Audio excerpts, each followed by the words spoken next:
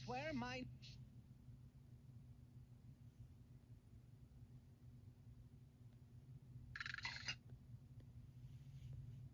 Do you happen to know anything about LaRoche? All I know is that LaRoche seems really interested in those scientific experiments.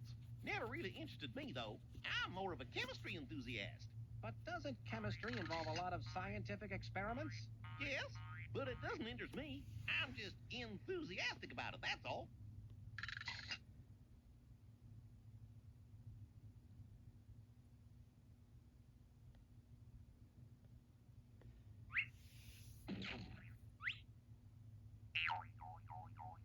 Anything else you'd like to tell me about LaRoche?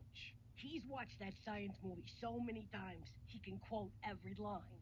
Really? Yes, and he can make that obnoxious projector sound really well.